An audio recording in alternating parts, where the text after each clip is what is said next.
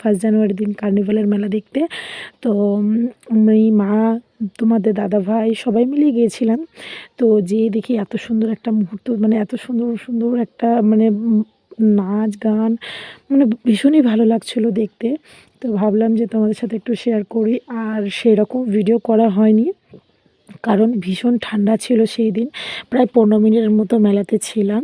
তো যেটুকুটা পেরেছি তোমাদের সাথে সেইটুকুটাই ভিডিও শেয়ার করেছি। আর আমরা যাওয়ার পরেই দেখছি যে ছোট, ছোট বাচ্চাদের পারফরম্যান্স হচ্ছিল, তো খুব সুন্দর লাগছিল দেখতে। তো আমি সেইটুকুটাই তুলে ধরেছি, তোমরা দেখো। ভীষণই ভালো। আর তোমরা তো জানোই যে মালদাতে 3 জায়গাতেই কার্নিভ্যালের মেলা অনুষ্ঠান হচ্ছে, কারণ একটা ডিএসএ মাঠে, তারপরে কানিমোড়ে।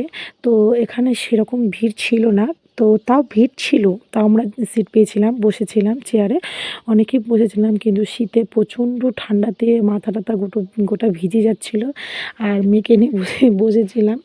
তো সেরকম ভিডিও করতে পারিনি, তো যেটুকুটা ভিডিও করেছি তোমাদের সাথে তুলে ধরলাম, তোমরা একটু প্লিজ দেখো। আর এই দেখো, অনেক অনেক, আমি তো সে মেলার দিকে যেতেই পারিনি। আর এখানে অনেক স্টল।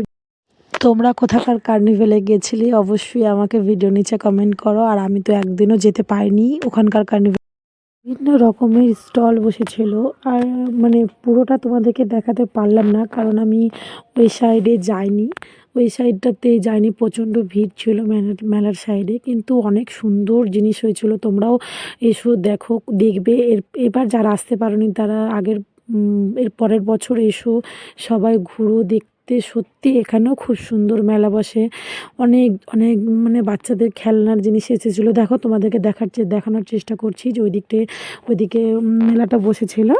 তো আমরা যেতে পারিনি, কারণ হচ্ছে আমরা এদিক থেকেই, আমাদের বাড়ির সামনের এই রাস্তাটা দিয়ে গিয়েই আমরা বেরিয়ে চলে এসেছি, কারণ আমার মেয়ে ভীষণ ঠান্ডাতে কান্না করছিল। তো তাই জন্যই তো তোমাদের সাথে যেটুকুটা শেয়ার করেছি, তোমরা প্লিজ এইটুকুটা ভিডিও দেখো আমাকে।